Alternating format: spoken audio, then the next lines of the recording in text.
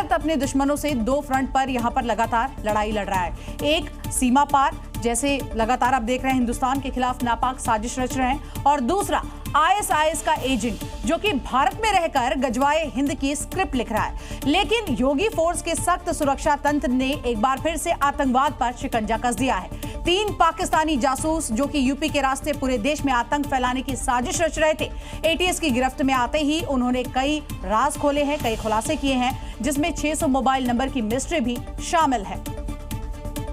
जासूस तुफैल, मकसद गजवाए हिंद। जासूस शहजाद, प्लान आतंकी हमले का। और जासूस मोहम्मद हारून, जो संवेदनशील जानकारी पाकिस्तान भेजता था। इन तीनों पाकिस्तानी जासूसों को योगी फोर्स ने 3 अलग अलग ठिकानों से दबोच लिया है और पाकिस्तान के नापाक इरादों को एक्सपोज कर दिया है। ये नया भारत है और नए भारत में अब नया भारत किसी को छेड़ता नहीं है, लेकिन कोई छेड़ता है तो उसको छोड़ता भी नहीं है। योगी का मैसेज क्लियर है, आईएसआई के जासूसों को अब छोड़ेंगे नहीं, क्योंकि जो खुलासे आईएसआई के जासूसों ने किए वो बेहद हैरान करने वाले हैं। पूछताछ में जासूसों ने बताया पाकिस्तान ने हनी ट्रैप का शिकार बनाया। वो संवेदनशील जानकारियां आईएसआई से साझा करता था। जासूस के फोन में पाकिस्तान के 600 नंबर मिले, जिसने देश की एकता अखंडता को खतरे में डाला। और सबसे बड़ा खुलासा, ये जासूस खतरनाक मिशन गजवाए हिंद पर काम कर रहा था।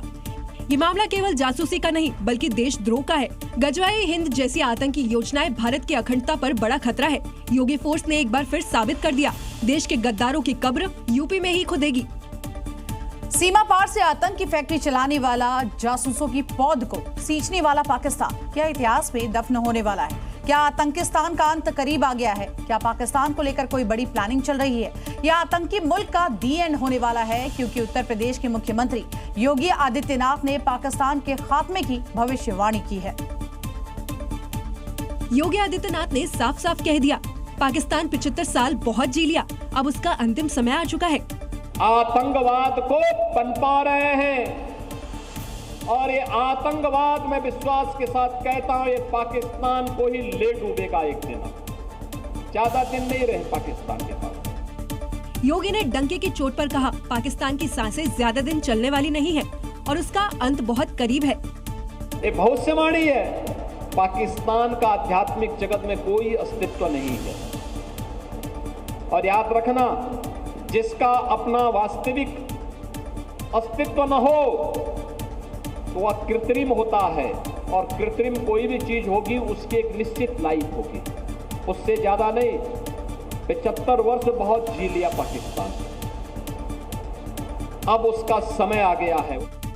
इस बयान के पीछे ऑपरेशन सिंदूर की झलक है। पाकिस्तान के आतंकी ठिकानों पर हमला ट्रेलर है, जिसके पूरे पिक्चर योगी आदित्यनाथ पूरी दुनिया को बता रहे हैं। पाकिस्तान का वजूद हमेशा हमेशा के लिए खत्म हो जाएगा। यूपी से गिरफ्तार हुए पाकिस्तानी जासूस तुफैल को लेकर कई बड़े खुलासे हो रहे हैं। तुफैल को पाकिस्तान ने हनी ट्रैप में फंसाया था। जानकारी के मुताबिक तुफैल, आपको बता दें, पाकिस्तानी यहां पर महिला नफीसा के संपर्क में था। सबसे बड़ी बात यह कि इस महिला का पति पाकिस्तानी सेना के लिए काम करता था।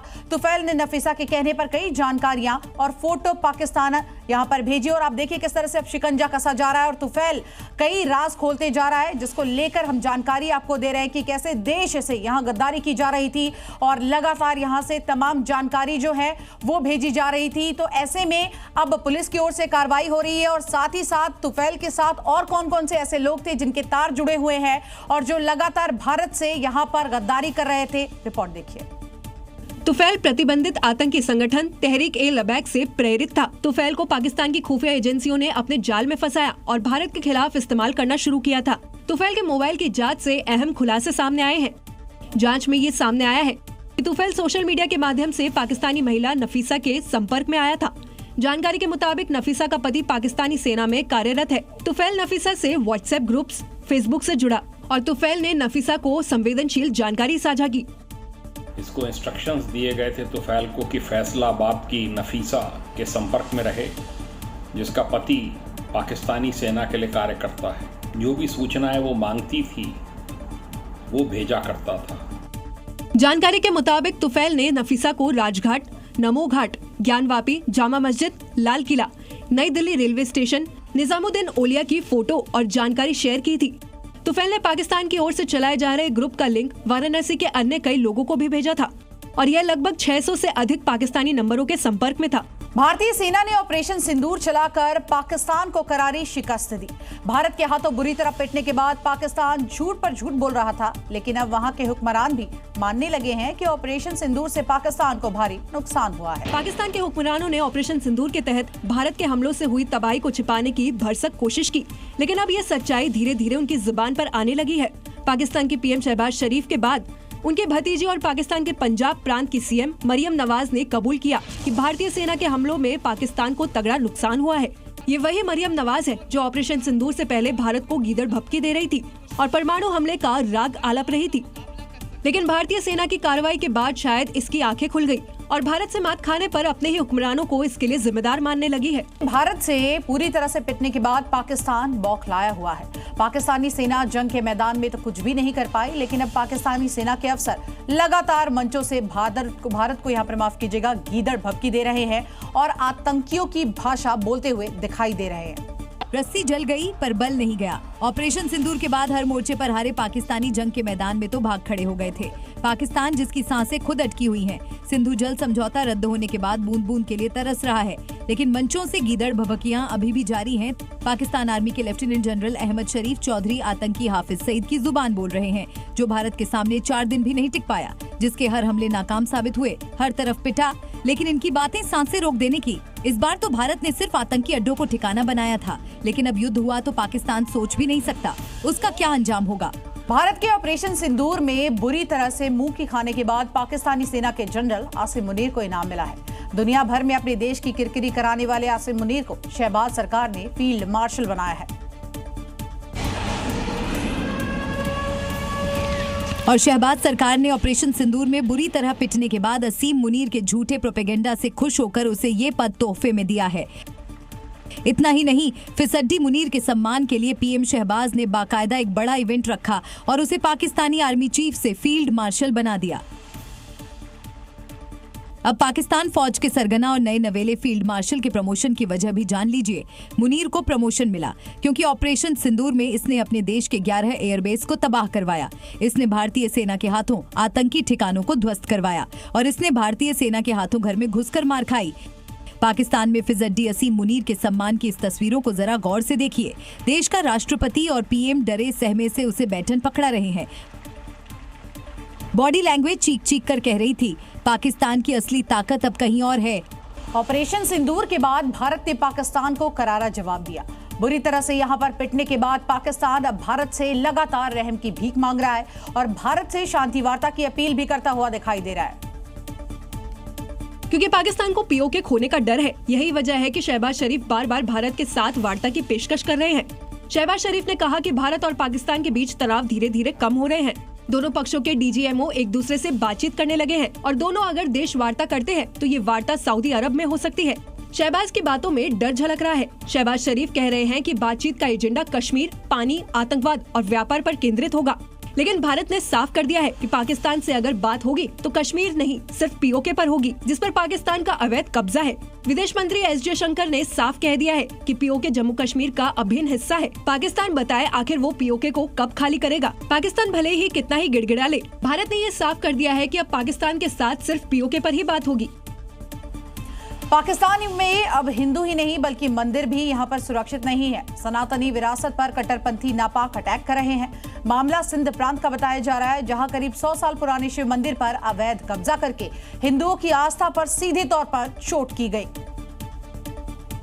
टांडोजाम में करीब 100 साल पुराना शिव मंदिर, जहां आरती होती थी, भजन गूंजते थे, जहां भगवान शिव का नाम लिया जाता था।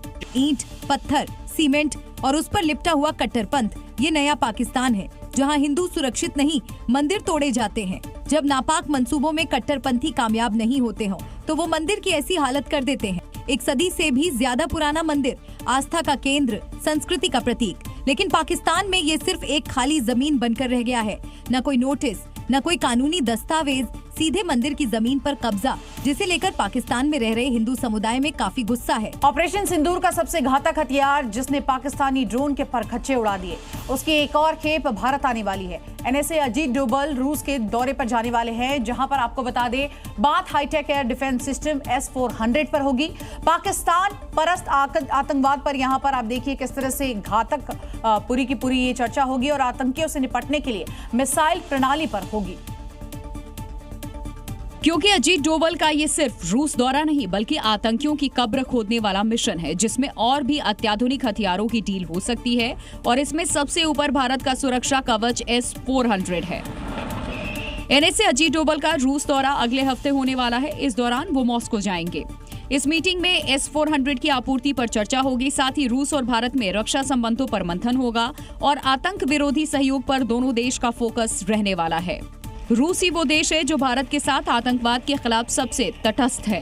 दोनों देश का मिशन आतंकवाद का खात्मा है। ऐसे में ऑपरेशन सिंदूर के तुरंत बाद अजीत डोभाल का रूस दौरा बेहद खास हो जाता है।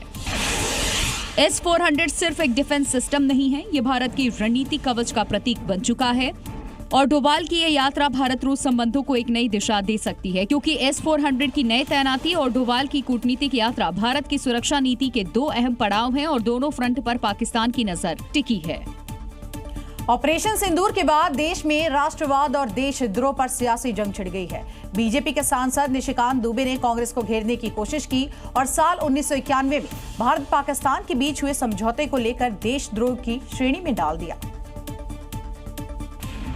ये पलटवार ऑपरेशन सिंदूर और सीज फायर पर कांग्रेस के सवालों पर था। निशिकांत दुबे ने समझौते की कॉपी सोशल मीडिया पर शेयर की है, जिसमें बताया गया कि दोनों देश किसी भी आक्रमण या सेना के मूवमेंट की जानकारी एक दूसरे को आदान प्रदान करेंगे। मुझे लगता है कि भारत सरकार को इसके ऊपर जो है देशद्रोह का मुकदमा चालू करना चाहिए और इस एग्रीमेंट के ऊपर जो एग्रीमेंट बनाने वाले थे, करने वाले थे, उनके ऊपर वो जिंदा है या नहीं जिंदा है उनका अपना सवाल है, लेकिन किस परिस्थिति में हुआ ये देश को बताना चाहिए और कांग्रेस के ऊपर FIR करना चाहिए। दरअसल निशिकांत दुबे जिस समझौते की बात कर रहे हैं उसमें कई हैरान करने वाले तथ्य हैं। समझौते के मुताबिक सैन्य अभ्यास, युद्धाभ्यास की जानकारी दोनों देशों को साझा करनी होगी। सैन्य गतिविधियों की अग्रिम सूचना देना जरूरी है। युद्धाभ्यास से 15 दिन पहले जानकारी देनी होगी। हवाई क्षेत्र के उल्लंघन को रोकने पर भी डील हुई थी और अब इसी समझौते को बीजेपी मुद्दा बना चुकी है, जिस पर कांग्रेस की तरफ से भी सफाई आई है। ये शायद अप्रैल 1991 का साइन किया हुआ अग्रीमेंट है। ये अग्रीमेंट पीस टाइम का है। पीस टाइम में गलत फहमी ना हो दो देशों की सेनाओं के बीच में, थल सेना, वायु सेना, जल सेना मूवमेंट से, उसके बारे में है। यानी कांग्रेस भी मान रही है भारत पाकिस्तान के बीच 1991 में अग्रीमेंट साइन किए गए, लेकिन कांग्रेस ये भी क्लियर कर रही है तब माहौल अलग था और आज का माहौल अलग है। जम्मू कश्मीर के कई इलाकों में सीमा पार से हो रही गोलीबारी को लेकर सियासत अब शुरू हो गई है। तृणमूल कांग्रेस के नेता उन इलाकों का दौरा कर रहे हैं जहां पर पाकिस्तान की तरफ से हो रही फायरिंग की जा रही थी, उसका दौरा किया जा रहा है। राजौरी में पाकिस्तान की तरफ से हो रही गोलीबारी से लोग सहमे हुए हैं। इन्हीं हालातों का जायजा लेने टीएमसी का 5 सदस्यीय प्रतिनिधिमंडल जम्मू कश्मीर के दौरे पर है, जहां वो घर घर जाकर प्रभावित इलाकों के लोगों से मुलाकात की। टीएमसी के नेताओं ने पहले पुंछ का दौरा किया और फिर पैदल राजौरी पहुंचकर लोगों से मुलाकात की। टीएमसी ने कहा कि उनका ये दौरा सीमा पार हमलों से प्रभावित लोगों के साथ एकजुटता दिखाने के लिए है। वहीं जम्मू कश्मीर के मुख्यमंत्री उमर अब्दुल्ला ने टीएमसी के दौरे का स्वागत किया। तृणमूल कांग्रेस का शुक्रगुजार हूँ कि सबसे पहले शुरुआत उन्होंने की। उनके 5 मेंबर आए, बाय रोड गए, पुंछ भी गए, अब राजौरी में हैं, राजौरी से वापस जम्मू जाएंगे। उनका आना और लोगों की बात सुनना ये बड़ी अच्छी बात है। टीएमसी का यह दौरा ऐसे वक्त में हुआ है जब कल कांग्रेस नेता राहुल गांधी भी पुंछ दौरे पर जा रहे हैं। ऐसे में सवाल उठ रहे हैं कि क्या टीएमसी जम्मू में अपनी राजनीतिक जमीन तलाश रही है या फिर टीएमसी का ये दौरा मुस्लिम बहुल इलाकों में वोट बैंक की रणनीति का हिस्सा है। वक्फ संशोधन बिल के खिलाफ 25 मई को बड़ा प्रदर्शन होना है। AIMIM के अध्यक्ष असदुद्दीन ओवैसी ने लोगों से प्रदर्शन में शामिल होने की अपील की, लेकिन वक्फ पर ह्यूमन चेन वाले प्रदर्शन पर अब मुस्लिम नेताओं में ही टकराव देखने को मिल रहा है। दरअसल AIMIM अध्यक्ष असदुद्दीन ओवैसी ने लोगों से ह्यूमन चेन बनाकर घरों के सामने प्रदर्शन करने की अपील की, लेकिन इस अपील पर मुस्लिम ही बंटते नजर आ रहे हैं, क्योंकि प्रदर्शन को समर्थन की अपील ओवैसी ने की है। लेकिन सपा विधायक अबू आजमी का कहना है कि अगर all India Muslim personal law board समर्थन करेगा तो ही प्रदर्शन में शामिल होंगे। 25 तारीख के दिन आपको ह्यूमन चेन ऐसा पकड़ के ठहरना, कट, ऐसा टाइट पकड़ के पूरे ठहर जाना। बुजुर्ग, बड़े, बच्चे, अगर घर में हमारी बेटी भाभी बोली हाँ बोल तो उनको भी ला लेना, छोड़ना नहीं दूसरों की तरह, ना ना ना, दूसरे कर दिए मगर आप नहीं करना। ये वक्फ का मामला है। मुस्लिम पर्सनल लॉ बोर्ड जो कहेगा वो हम लोग जरूर करेंगे।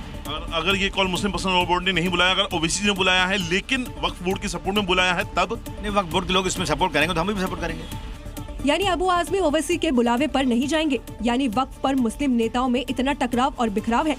फिर ह्यूमन चेन और जंजीर का प्लान कैसे सक्सेस हो सकता है? यूपी विधानसभा चुनाव में अभी काफी वक्त है, लेकिन कांग्रेस इस बार अपने दम पर चुनाव लड़ने की तैयारी कर रही है। इसके लिए पार्टी नेतृत्व की अगर बात करें तो नई रणनीति उन्होंने बनाई है और इस रणनीति के तहत इस बार प्रत्याशियों का चयन भी होने वाला है। क्योंकि उत्तर प्रदेश के सियासी पिच पर बार बार क्लीन बोल्ड हो रही कांग्रेस नई टीम नई थीम के साथ मैदान में उतरने की तैयारी कर रही है और बिना किसी बैसाखी के सहारे अपने दम पर सियासी जमीन तैयार कर रही है। ऐसे में हर विधानसभा में कांग्रेस के 2 से 3 प्रभारी तैनात होंगे। प्रभारियों से ही प्रत्याशियों को चुना जाएगा। चुनावी अभियान की जिम्मेदारी प्रभारी के पास होगी और डोर टू डोर कैंपेन भी कांग्रेस के प्रभारी करेंगे। यानी इस बार चुनाव की पूरी जिम्मेदारी कांग्रेस प्रभारी के पास होगी। बिना किसी शर्तों के साथ कांग्रेस अपना प्रत्याशी मैदान में उतारेगी। इमरान मसूद प्रियंका गांधी की वजह से जीता, किसी को मुखालता दूर कर ले भैया। और इमरान मसूद प्रियंका गांधी का प्रोडक्ट है। राहुल गांधी के नाम पर जीता, प्रियंका गांधी आई थी तब जीता। तो ये किसी को मुखालता नहीं पालना चाहिए कि मैं किसी के बैसाखी में हूँ। ऐसा पहली बार होगा जब कांग्रेस बिना किसी सिफारिशों के प्रत्याशियों का चयन करेगी, जिससे ग्राउंड लेवल पर पार्टी को काफी मदद मिल सकती है और अंदरूनी गुटबाजी को भी रोका जा सकता है। जम्मू कश्मीर में आतंकियों के खिलाफ सेना का ऑपरेशन लगातार जारी है और मकसद सिर्फ एक है कि दहशतगर्दों को जहन्नुम पहुंचाना है। और पिछले 10 दिनों की अगर हम बात करें तो सेना ने 6 दहशतगर्दों को यहां मार गिराया है। 13 मई को शोपिया में जवानों और आतंकियों के बीच मुठभेड़ हुई, जिसमें 3 आतंकी मार गिराए गए थे। जिसके बाद 15 मई को त्राल में जवानों और आतंकियों के बीच एक बार फिर से मुठभेड़ हुई, जिसमें सेना ने 3 और आतंकियों का खात्मा किया। 23 मई को किश्तवाड़ में 3 से 4 आतंकियों के छिपे होने की खबर मिली, जिसके बाद सुरक्षा बलों का सर्च ऑपरेशन लगातार जारी है। तो वहीं एक और सेना के जवान लगातार सर्च ऑपरेशन कर रहे हैं, तो दूसरी ओर आप देखिए स्टेट इन्वेस्टिगेशन टीम की छापेमारी भी जारी है। और मकसद सिर्फ एक ही, आतंकियों का खात्मा, जिसके लिए घाटी में छिपे आतंकियों के खिलाफ सुरक्षा बलों का तेजी से एक्शन हो रहा है। और इसी के तहत किश्तवाड़ में भी बड़ा एनकाउंटर जारी है। यह एनकाउंटर कल से जारी है। सुरक्षा बलों ने पूरे इलाके की घेराबंदी कर ली है। रास्तों पर बख्तरबंद गाड़ियों से घेराबंदी की गई है, तो आसमान से हेलीकॉप्टर और ड्रोन की मदद से भी दहशतगर्दों की तलाश जारी है। दरअसल सुरक्षा एजेंसियों को सूचना मिली थी कि चट्रू के सिंहपोरा इलाके में आतंकी छिपे हैं। सूचना मिलते ही सुरक्षा बलों ने इलाके को घेर लिया। आतंकियों ने खुद को घिरा देख सुरक्षा बलों पर फायरिंग शुरू कर दी, जिसके जवाब में सुरक्षा बलों ने भी कार्रवाई की। एक और दहशतगर्द की तलाश में सेना का सर्च ऑपरेशन जारी है। तो वहीं स्टेट इन्वेस्टिगेशन एजेंसी ने जम्मू संभाग के पुंछ, राजौरी, उधमपुर और रामबान के 17 इलाकों में रेड की है। जम्मू संभाग के 4 जिले जिसमें पुंछ, राजौरी के साथ साथ यहाँ पर उधमपुर और रामबन में 17 अलग अलग लोकेशंस पर जो रेड है वो यहाँ पर की जा रही है, जिसका मकसद ये है कि जो आतंकी, उनके सपोर्टर जो लगातार यहाँ पर आतंकियों को सपोर्ट करते हैं, उनके खिलाफ ये कार्रवाई की गई है। इससे पहले सुरक्षा बलों ने शोपिया और त्राल में 6 आतंकी मार गिराए थे। तो वहीं आज किश्तवाड़ में 3 से 4 आतंकी घिर चुके हैं और ये आतंकी भी जल्द ही जहन्नुम पहुँचा दिए जाएंगे। बांग्लादेश में तख्ता पलट का काउंटडाउन शुरू हो गया है।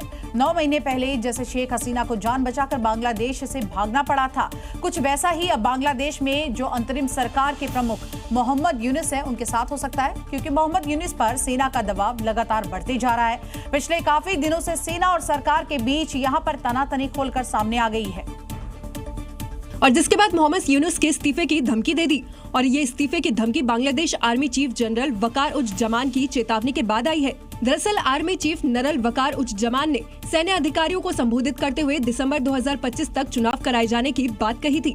इसके पीछे कई कारण है। ऐसे में खबर आ रही है कि बांग्लादेश के अंतरिम प्रमुख मोहम्मद यूनुस अपने पद से जल्द ही इस्तीफा दे सकते हैं। यानी साफ है कि सरकारी कामकाज में बांग्लादेश की सेना का दखल है और बांग्लादेश की अंतरिम सरकार सेना के दबाव में है। इसके साथ ही राजनीतिक दल चुनाव को लेकर एक आम सहमति पर नहीं पहुंच पा रहे हैं। इस वजह से यूनुस को काम करने में दिक्कत हो रही है। अगस्त 2024 में जब प्रधानमंत्री शेख हसीना ने अचानक देश छोड़ दिया तो किसी ने नहीं सोचा था कि हालात इतनी तेजी से बिगड़ेंगे। अब सत्ता की बागडोर नोबेल शांति पुरस्कार विजेता मोहम्मद यूनुस के हाथों में है। लेकिन ये जिम्मेदारी अब उनके लिए कांटों का ताज बनती जा रही है। देश की अंतरिम सरकार और सेना के बीच रस्साकसी चरम पर है और अफवाहें तेज है कि सेना जल्द ही सत्ता पर कब्जा कर सकती है। पूरे देश में बांग्लादेशी घुसपैठ के खिलाफ मुहिम लगातार जारी है और अवैध रूप से रह रहे यहाँ पर जो बांग्लादेशी हैं देश में, उनकी पहचान करके वापस भेजा जा रहा है। भारत और पाकिस्तान में तनाव के बीच केंद्रीय गृह विभाग ने सभी बांग्लादेशी को भारत छोड़ने का आदेश दिया था, लेकिन भारत सरकार के आदेश के बावजूद सैकड़ों बांग्लादेशी नागरिक देश छोड़ने को तैयार नहीं थे, जिसके बाद पुलिस ऐसे लोगों की पहचान कर उन्हें डिपोर्ट कर रही है। सूत्रों के मुताबिक राजस्थान के 17 जिलों में अवैध बांग्लादेशियों के खिलाफ अभियान चल रहा है, जिसमें अब तक 1008 बांग्लादेशी नागरिकों की पहचान की जा चुकी है। पुलिस कड़ी सुरक्षा के बीच 153 लोगों को जोधपुर लाई, जिन्हें एयरफोर्स एयरपोर्ट के जरिए पश्चिम बंगाल रवाना किया गया। ये पूरी प्रक्रिया जोधपुर जिला प्रशासन और गृह विभाग की निगरानी में पूरी की गई। वहीं राजधानी दिल्ली में भी 21 अवैध बांग्लादेशियों की पहचान की गई, जिन्हें बांग्लादेश वापस भेजने की तैयारी की जा रही है। भारत सरकार का संदेश बिल्कुल साफ है कि जो भी अवैध रूप से भारत में रह रहा है उसे बख्शा नहीं जाएगा। छत्तीसगढ़ के नारायणपुर में सुरक्षा बलों ने बसव राजू के साथ 27 नक्सलियों को मार गिराया और यहां पर भारी मात्रा में हथियार भी बरामद किए। मुठभेड़ के बाद बेस पर लौटे जवानों ने यहां पर खास अंदाज में जश्न मनाया। ये जश्न है जीत का। ये जश्न खूंखार नक्सलियों के अंत का है। छत्तीसगढ़ के घने जंगलों में सुरक्षा बलों ने इतिहास रच दिया है। अबूझमाड़ में नक्सलियों के साथ सोमवार से बुधवार तक हुए एनकाउंटर में सुरक्षा बलों ने जबरदस्त साहस दिखाया है और करीब 70 घंटे तक चले एनकाउंटर में नक्सली नेटवर्क के सबसे बड़े मास्टरमाइंड बसव राजू के साथ 27 वांटेड नक्सलियों को मार गिराया। इस बड़ी कार्रवाई के बाद जवानों ने हथियारों के साथ डांस कर अपनी जीत का इजहार किया। ये जश्न देर रात तक चला। जवानों ने एक दूसरे को गुलाल लगाकर जमकर जश्न मनाया। बीते कुछ सालों में सुरक्षा बल लगातार नक्सलियों पर करारा प्रहार कर रहे हैं। ऐसे में 22 सालों से नक्सली आतंक का पर्याय बन रहे बसव राजू का खात्मा माओवादी नेटवर्क की रीढ़ तोड़ने जैसा है और जवानों का ये जश्न उसी ऐतिहासिक जीत का जश्न है। देश में शहर शहर अतिक्रमण पर ताबड़तोड़ बुलडोजर एक्शन जारी है। कहीं अवैध निर्माण को मिट्टी में मिलाया जा रहा है तो कहीं अपराध की नींव पर बने अपराधियों के आशियाने को भी यहां समीदोज किया जा रहा है। बुलडोजर एक्शन की ये तस्वीर गुजरात के जामनगर की है, जहां नदी की जमीन पर भूमाफियाओं के अतिक्रमण को समतल कर दिया गया। इस एक्शन के पीछे सबसे बड़ी समस्या जलजमाव की थी, जिसे नगर निगम की टीम ने पूरी तरह से साफ कर दिया। बुलडोजर एक्शन की ये तस्वीर दिल्ली के अलीपुर इलाके की है। यहाँ भूमाफियाओं ने खेती की जमीन पर अवैध तरीके से बड़े बड़े गोदाम बना लिए, जिसे एसडीएम के आदेश पर मिट्टी में मिला दिया गया है। अतिक्रमणकारियों ने महाकाल की नगरी उज्जैन को भी नहीं छोड़ा। यहाँ भी अवैध तरीके से घर के छज्जे निकाले गए थे, जिसे प्रशासन की टीम ने बुलडोजर से बराबर कर दिया।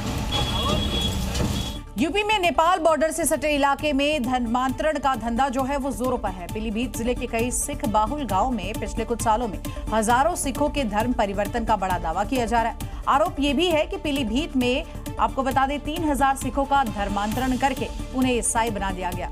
ये भी बताया जा रहा है कि पीलीभीत में सिख आबादी के 10% से भी ज्यादा लोगों का धर्म बदल चुका है। दावा है कि 2020 से ही नेपाल सीमा से सटे इन इलाकों में धर्मांतरण की कोशिश तेज हुई और नेपाल से आए लोगों ने यहाँ पर सिखों के 160 परिवारों का धर्म बदलवा कर उन्हें ईसाई बना दिया। धर्म परिवर्तन के लिए गरीब सिखों को पैसे और नौकरी का लालच भी दिया गया। अगर कोई लालच देने के बाद भी नहीं मानता तो उसको डरा धमकाकर ईसाई बनने पर मजबूर किया गया। आरोप है कि पीलीभीत के बेल्हा, टाटरगंज, बम्बनपुरा और सिंघाड़ा जैसे सिख बाहुल गांवों में ईसाई धर्म के पादरियों ने गरीब और कम पढ़े लिखे लोगों को टारगेट किया और करीब 3000 सिखों का जबरन धर्मांतरण करा दिया। 2012 से नेपाल के रास्ते से प्रोटेस्टेंट क्रिश्चियंस, उनके पास्टर्स यहाँ पर कन्वर्जन का काम कर रहे हैं। 2012 में उनकी सक्रियता कम थी, 2020 में उनकी सक्रियता बहुत बढ़ गई और एक बड़े पैमाने पे कन्वर्जन चालू होने लगा। बताया गया कि ईसाई पादरियों ने गरीब सिखों को चमत्कार के झांसे, अंधविश्वास और आर्थिक मदद का सहारा दिया और बहला फुसलाकर उन्हें ईसाई धर्म में कन्वर्ट करा दिया। हमारा लड़का बीमार था, हम क्रिश्चियन में गए, कोई लोग आए थे, कह लड़का तुम्हारा सही हो जाएगा और लालच दिया पैसे का। तभी गए। कितना पैसे का लालच दिया था? हमारा घर बनवा देंगे और नौकरी लड़के को लगवा देंगे। नेपाल बॉर्डर पर चल रही इस धर्मांतरण फैक्ट्री का खुलासा तब हुआ जब बेल्हा गांव की महिला ने पुलिस में शिकायत दर्ज कराई कि उसके परिवार पर कुछ लोग जबरन धर्म परिवर्तन का दबाव बना रहे हैं। पुलिस ने महिला की शिकायत के बाद 8 नामजद आरोपियों और कई अज्ञात लोगों के खिलाफ केस दर्ज किया है और मामले की जांच शुरू कर दी है। छत्तीसगढ़ के कांकेर में सुशासन तिहार कार्यक्रम का आयोजन किया गया, जिसमें बीजेपी के सांसद भोगराज नाग भी मौजूद रहे। इस दौरान उन्होंने एक अफसर की क्लास ही लगा दी, जिसे देखकर वहां मौजूद अधिकारी सन्न रह गए।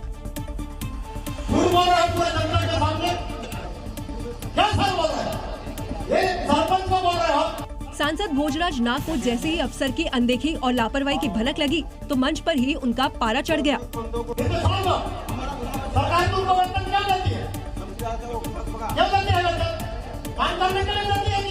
जनता के बीच माइक के सामने सांसद ने एक अफसर की ऐसी क्लास लगाई कि पूरा प्रशासन सन्न रह गया। बात बात पर टालने पर सांसद ने 2 टुक शब्द में फटकार लगाई।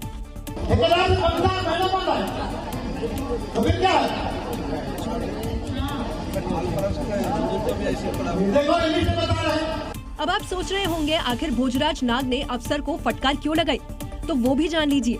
दरअसल ग्राम पंचायतों में जल जीवन मिशन का काम जारी है। आरोप है कि ग्रामीणों को इसका फायदा नहीं मिल रहा। इसकी शिकायत किसी ने उनसे वहां कर दी, जिस पर उनका धैर्य जवाब दे गया। सांसद साहब के शब्दों में तलखी थी और तेवरों में गुस्सा, और उन्होंने साफ कहा फटकार ऐसी थी कि शिविर में मौजूद बाकी अफसरों के चेहरे उतर गए। कुछ नीचे देखने लगे, कुछ एक दूसरे के ओर ताकने लगे। यूपी की राजधानी लखनऊ में कोर्ट ने राम निरंजन उर्फ राजा कुलंदर और उसके साथी को ताउम्र जेल की सजा सुनाई। साथ ही दोनों पर 2.5 लाख रुपए का जुर्माना भी लगाया गया। ये सजा 25 साल पहले डबल मर्डर केस में सुनाई गई है। राजा कुलंदर एक ऐसा नाम जिसने 2000 के दशक की शुरुआत में पूर्वांचल को दहला दिया था। पूर्वांचल से लेकर लखनऊ तक उसकी दहशत के किस्से दबी जुबान में चलते रहे और अब कोर्ट ने उन्हें साबित भी कर दिया है।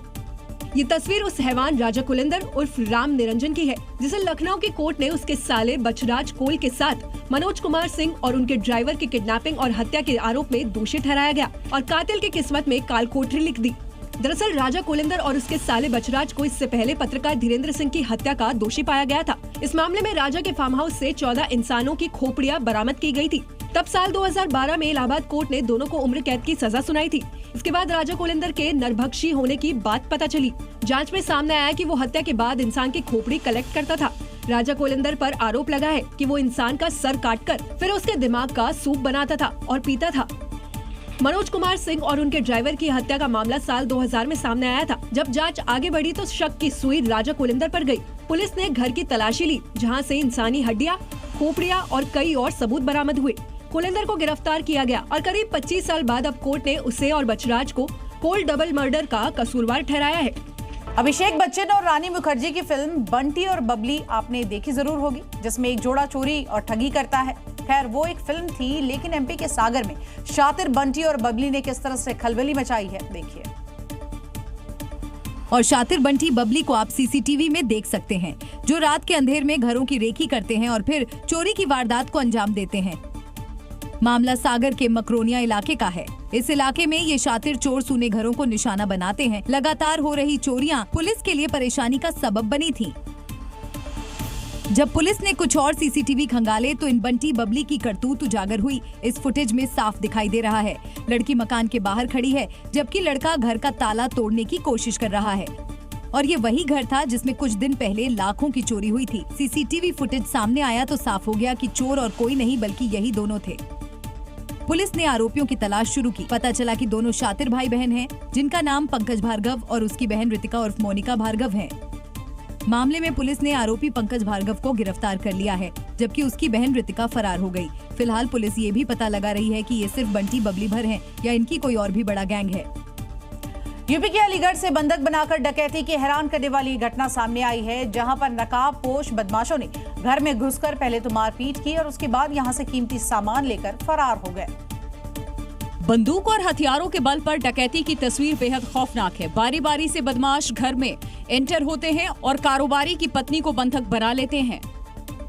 इस दौरान बदमाशों ने महिला से मारपीट भी की और पिस्टल दिखाकर धमकाने लगे, जिसके बाद अलमारी में रखे लाखों कैश और ज्वेलरी लूट ले गए।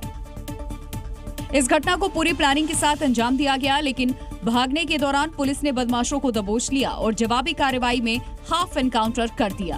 बदमाशों की तलाशी में उन पर थाना कोतवाली क्षेत्र अंतर्गत की गई 21/5/2025 की लूट में प्रयुक्त पिस्टल तथा लूट का माल बरामद किया गया।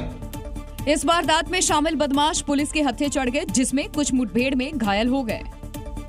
यूपी के जौनपुर में पुलिस और ग्रामीणों में नोकझोंक की तस्वीर सामने आई है, जिसमें सिपाही पर नशे में हंगामा करने का बड़ा आरोप है, तो वहीं सिपाही ने ग्रामीणों पर बदसलूकी का बड़ा आरोप लगा दिया और 5 लोगों की अब इस मामले में गिरफ्तारी भी हो गई है।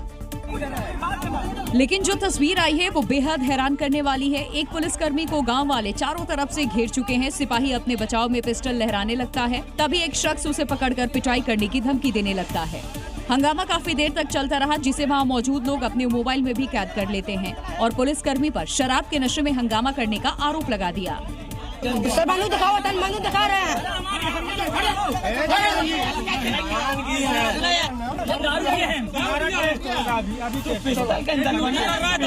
चारों तरफ से घिरे पुलिसकर्मी जान बचाने के लिए इधर उधर भागने की कोशिश करते हैं, लेकिन गांव वाले उसे भागने का रास्ता नहीं देते और फिर एक शख्स सिपाही को जोर से धक्का दे देता है।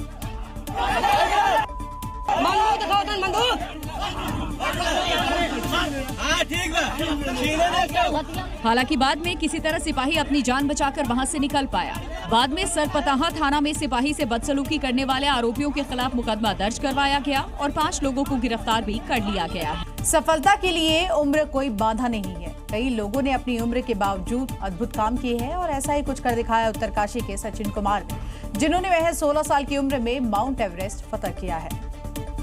16 साल के एनसीसी कैडेट सचिन कुमार ने 18 मई 2025 को माउंट एवरेस्ट की चोटी पर तिरंगा फहराकर इतिहास रच दिया। इस अभियान में सचिन के साथ उत्तराखंड के अन्य 2 एनसीसी कैडेट्स वीरेंद्र समंत और मुकुल बांगवाल ने भी सफलता प्राप्त की, लेकिन इन तीनों में सचिन सबसे कम उम्र में एवरेस्ट फतह करने वाले बन गए हैं।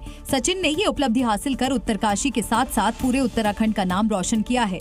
इसके अलावा हिमाचल के सिरमौर की कृतिका शर्मा ने भी एवरेस्ट शिखर को फतह कर पूरे हिमाचल का नाम रोशन किया है। अनुशासन और साहसिक भावना के बल पर कैडेट कृतिका ने दुनिया की सबसे ऊंची चोटी पर तिरंगा फहराया और आज के युवाओं के लिए एक प्रेरणा बन गई।